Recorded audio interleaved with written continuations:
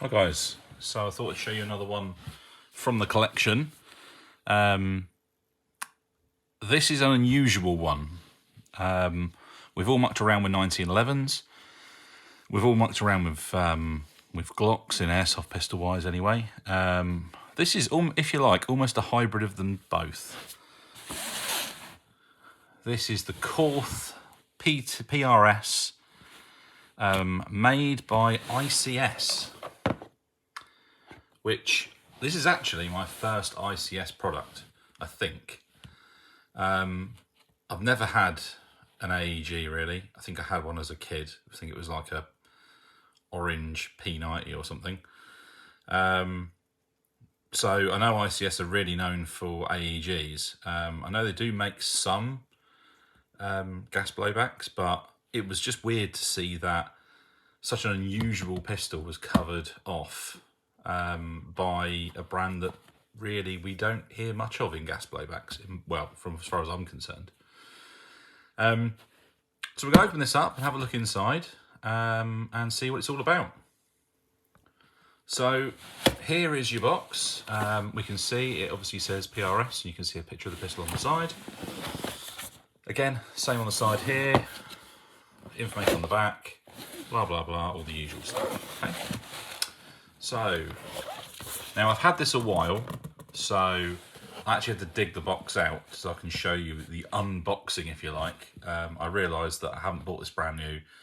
I've had it a while, but I just wanted to show you what you get in the box. Now, the way I received it, I did get a spare mag, which I've got here.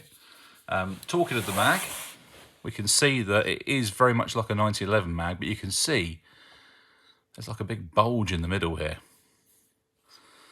Now, initially, when I first saw the pistol, I thought that was for using CO2, but I haven't seen any CO2 mags for this. This is the green gas magazine.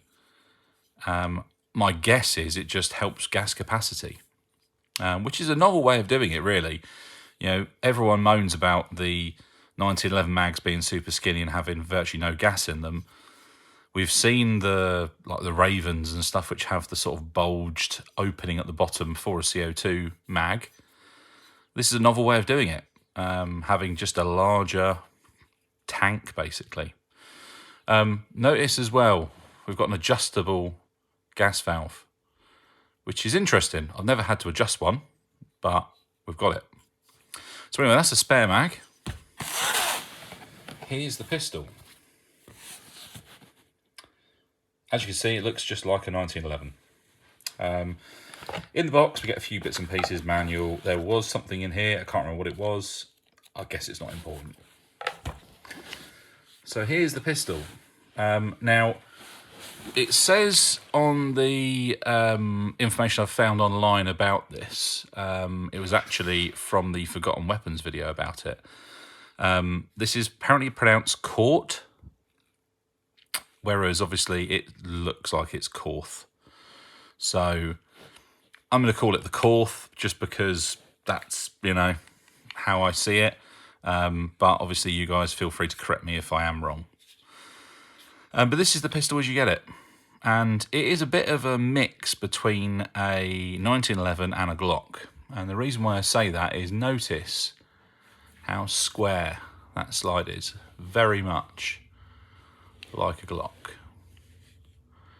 Now, apparently the whole reason for the inception of this pistol is Korth are basically a revolver manufacturer of really high-end revolvers in real steel, and they decided to go down the route of an auto in the early 2000s, my understanding.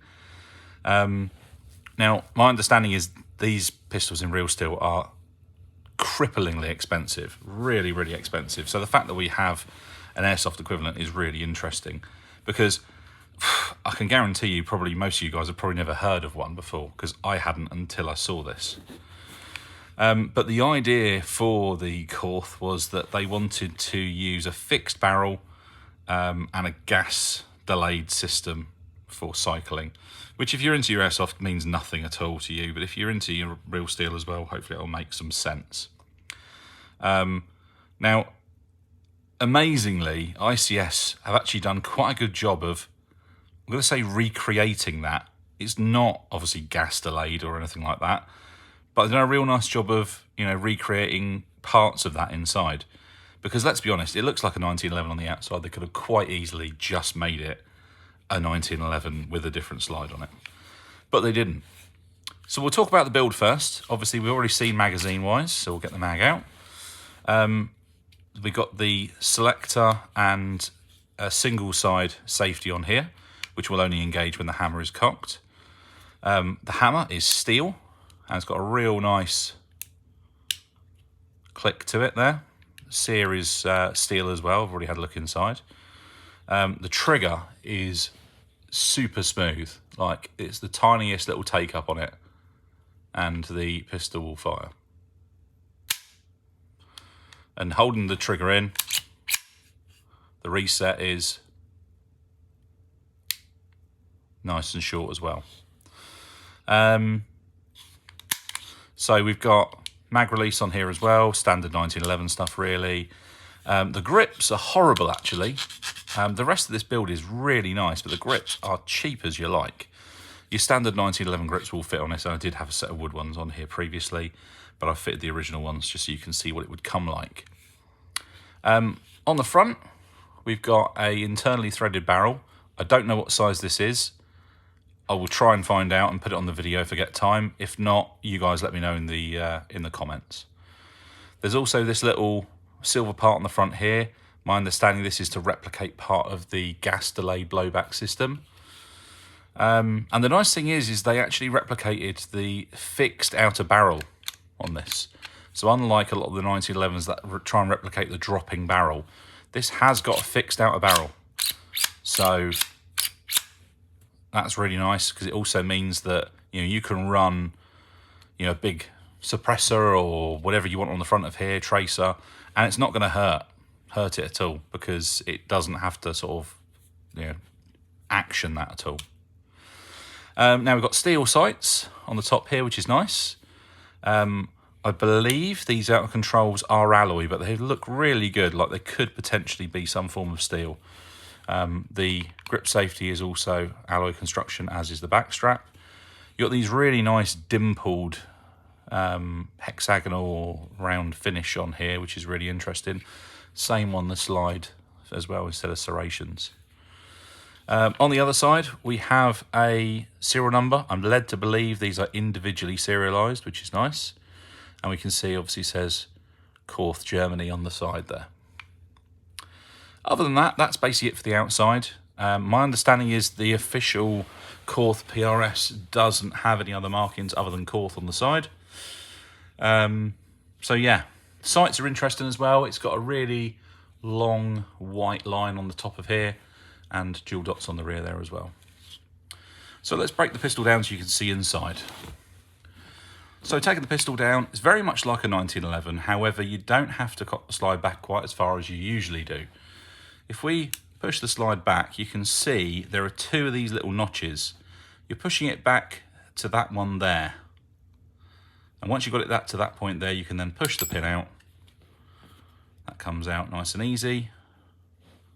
And then you can slide the top slide off. Now, if we look at the lower, it's a 1911, basically. All of this stuff at the back here is standard 1911. It does have the frame rails integral to the frame, which sort of is very much like a WE 1911 in that respect. I know that WE copied the Tokamarui style system, but the Tokamarui ones obviously had a drop-in, drop-out frame, whereas this is part of the frame. One interesting thing you can see here is there's some unusual notches on the front of the frame rail here, and also there are some rails inside, and you can see that, of the lower, which is interesting, and that's to hold the barrel in place. Other than that, this is fairly unremarkable. We've got this interesting little bit at the front here for, you know, having your finger placed at the front there. Other than that, it's just a 1911 lower. So here's your top slide. Now, notice there's no guide rod and recoil spring. That's because that is wrapped around the outer barrel, which is very interesting. You can see that this has rails on the front of the slide and on the basically the barrel mount here. It is still railed inside, just like a normal 1911. And the blowback unit, as far as I can tell, is standard 1911. That's 1911 style nozzle. The main thing that's different here really is this front assembly. So we'll take this front assembly out. You can see we've got this big recoil spring here, which goes around the outer barrel. And then here's the inside of the slide, which you can see is just square, really. There's not a lot else to tell you about it. They replicated this little silver tab here on the top, which is nice. This is part of the roller delayed blowback on the original real steel pistol. So it's amazing that they went to the detail of making that in there, because the actual piece, the whole assembly, is this sort of steel finish. So the fact they went into that detail is impressive, actually. And talking to the finish here, I believe this is anodized. I don't think this is painted. I think it's the same with the lower. I don't think it's painted. I think it's anodized, which is a real nice touch. We really only see that on much higher end pistols. But in regards to how the slide is created, you can see there are casting marks. So it's not super high quality, but it's a lot better than I expected it to be. Here's your outer barrel, and you can see it is like a fixed outer barrel, and it locks in place with these lugs in the bottom here into the frame. And if we take out the hop unit, it's standard 1911. The only difference really, as you can see, we've got a little O-ring at the front here, which just stabilises it inside the outer barrel. And that literally just slides back in and locks in place on the frame like any normal 1911 does. Obviously you've got your wheel here for adjusting your hop as well. On the front of here, there's a little sort of divot here, which is a piece of rubber. And that is obviously your stopper for the slide coming back. And that is what that little silver stud is for, with the flathead groove in it. So you can adjust how far the slide comes back. My understanding is, from what I read, they were talking about releasing longer versions of these, so you could short stroke the pistol. Because obviously at the moment, there is no way of short stroking this other than trying to make a spacer which goes around the outside of the barrel. I've not come across any of these yet, so whether or not that's something they are still doing or they've given up on, I don't know. This pistol is still available from some retailers. I got this a few years ago and I've barely used it, but it is still available. So if you want one, you can still get them. So we'll put this back in for now. The spring goes on the outer barrel there, goes inside the slide. That goes back into there. That is your slide assembly all built up. As normal, slide it onto the frame, cock the action back slightly, put your pin back in.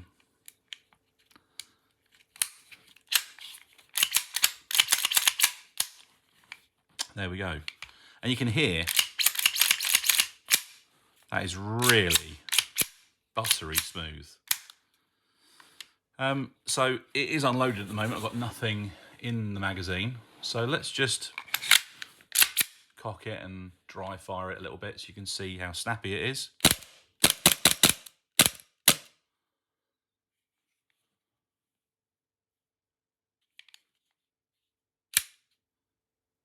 We can see that's pretty snappy.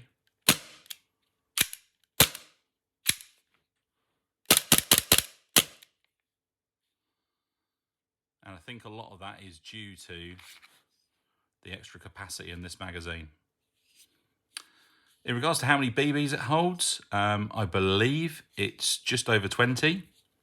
So, you know, it makes it reasonably usable as a 1911, I would say, for airsofting. For mucking around with, it's great. So there we go. I don't think there's really a lot else I can tell you about it. Again, it is 1911 internals basically with a strange upper assembly. So there we go. Any questions? Fire away. If you've got any questions about the build or how it's put together, or where I got it from, or how much it cost at the moment, I think these are around the 170 mark online, which is pretty good. We're talking Great British pounds there, of course. Which, I mean, a lot of Umarex pistols now are up nearly 200, which is mad. So the fact that this is, the build quality it is, at that money is impressive. But I mean, what do I think of it? I mean, it's a fantastically quirky, weird-looking thing, and I love it for that. How it works is really smooth. I don't find myself messing around with it too much, mainly because there are no parts available for this. I mean, you could put some internal parts from 1911s in here potentially, but anything up top, like, you know, trying to make it snappier with recoil springs is just not possible unless you try and find a spring that will fit it. But I mean, it's interesting. I love it. You know, very quirky, very unusual, and not something you see. So if you're looking for something that's a bit quirky and weird for your loadout, if you're skirmishing, then why not give it a go? You rarely see them come up secondhand because I just don't think a lot of people buy them. But check them out. It's interesting. Anyway, guys, any questions? Fire away. I'll try and answer what I can. If you want to see any follow-up videos about taking this apart a bit further, then let me know. Otherwise, I'll see you again.